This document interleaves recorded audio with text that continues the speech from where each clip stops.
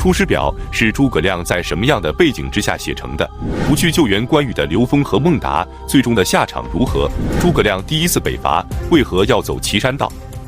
本期视频，我们就一起走进诸葛亮上书出师表及司马懿斩杀孟达。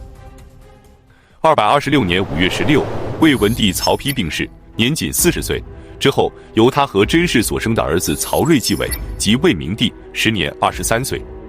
曹丕临死前留下遗诏，让曹真和曹休以及司马懿和陈群共同辅政。此时，诸葛亮经过2年多的休养生息，使得蜀汉国力大增。得知曹睿刚刚继位，他觉得北伐的时机已经成熟了。227年，诸葛亮在北伐之前给刘禅写了一封奏折，安排后事，这便是著名的《出师表》。他以恳切的言辞劝勉刘禅要继承刘备的遗志，赏罚严明，亲贤远佞，以完成兴复汉室的大业。接着，他便与赵云等将领率军前往汉中，为正式进攻曹魏做好准备。到达汉中后，他将大军屯驻于沔阳，即今天的陕西省沔县。北伐之前，他需要先解决掉一个人，此人便是孟达。当年刘备在阳平关打败曹操，占领了汉中之后，便命令孟达从秭归率军出发，前去攻打上庸3郡。孟达向北攻打房陵郡，房陵太守蒯齐兵败之后被杀，房陵郡被拿下。之后他继续率军西进，准备攻打上庸。刘备担心孟达难以独自完成任务，就让自己的养子刘封从汉中出发，与孟达在上庸会合。上庸太守申丹果然不敌，率众投降，并将妻儿和宗族全都迁往了成都为治。刘备任命申丹为征北将军，其余官爵保持不变。接着，西城郡也被蜀汉拿下。就在这时，关羽从江陵出发，攻打襄阳和樊城。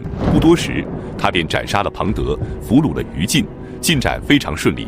他让刘封和孟达一起发兵前来，继续扩大战果。可他们拒绝了关羽的请求，拒不发兵。不久之后，徐晃率军前来救援襄樊，吕蒙又白衣渡江占领了江陵，导致关羽大败，无处可去。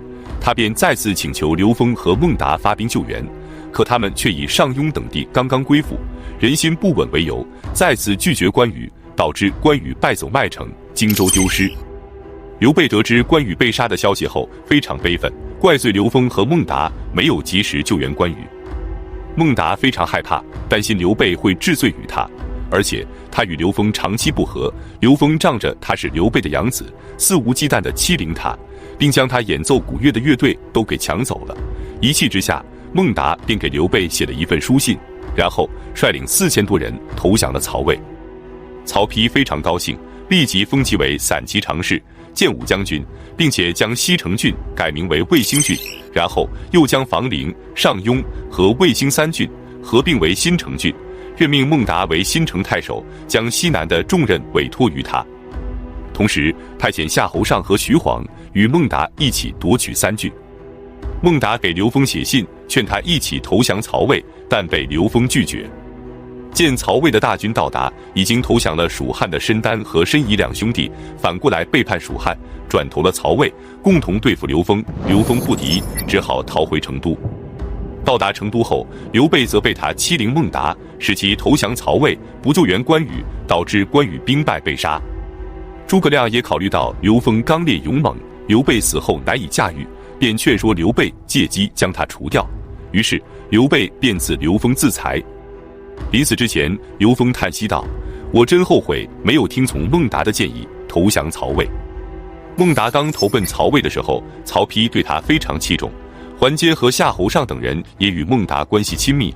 可司马懿却认为孟达言行轻巧，不可信任，多次劝说曹丕，但曹丕不听。曹丕病逝后不久，桓阶和夏侯尚也相继去世，孟达便逐渐失宠，开始有些担心。得知诸葛亮来到汉中准备北伐，他便给诸葛亮和孙权同时写信，准备叛逃蜀汉或者东吴。可诸葛亮觉得孟达反复无常，不可重用，于是就想办法让他尽早反叛，借机除掉孟达。他得知孟达与申仪的关系紧张，于是便安排属下将领郭摩假装叛变蜀汉，前往卫兴郡向申仪诈降，并故意将孟达准备投靠蜀汉的事泄露给申仪。申仪得知后，连忙将此事告诉给屯驻于宛城的司马懿。司马懿担心孟达随时会投奔蜀汉，于是就给他写信，假装劝慰，暂时将其稳住。果然，孟达收到信后便开始犹豫，没有及时投奔蜀汉。而司马懿早就料定了他的做法，写完信后便开始秘密进兵，准备征伐孟达。可此时的孟达还被蒙在鼓里，他给诸葛亮写信说，宛城距离洛阳有800余里，司马懿如果想来攻打我，就必须派人前往洛阳请命，而宛城距离上庸有1200多里，因此来回的路程至少需要1个月，到时候我的城池已经修筑牢固，而且司马懿肯定不会亲自前来，要是其他部将前来，根本不足为虑。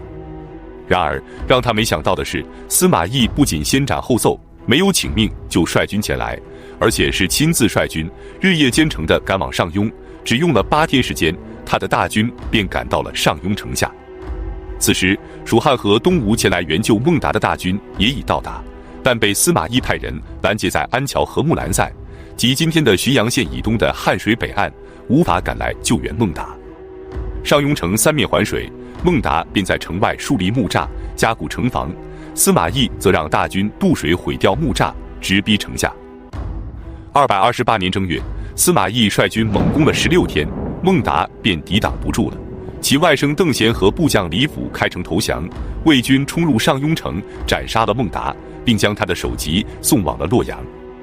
之后，司马懿觉得孟达的叛军反复无常，便将他的其余部众7000余家全部迁往了幽州。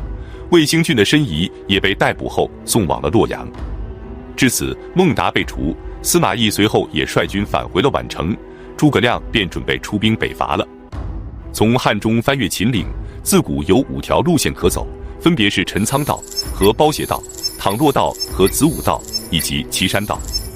魏延建议诸葛亮从子午道出兵汉中，但被诸葛亮拒绝，而是让赵云率领疑兵杨庄从包斜道进兵，他自己则亲率大军走岐山道偷袭陇右。那么诸葛亮为何不听魏延的计谋？马谡丢失街亭之后，第1次北伐为何就宣告失败了？我们下期接着讲述。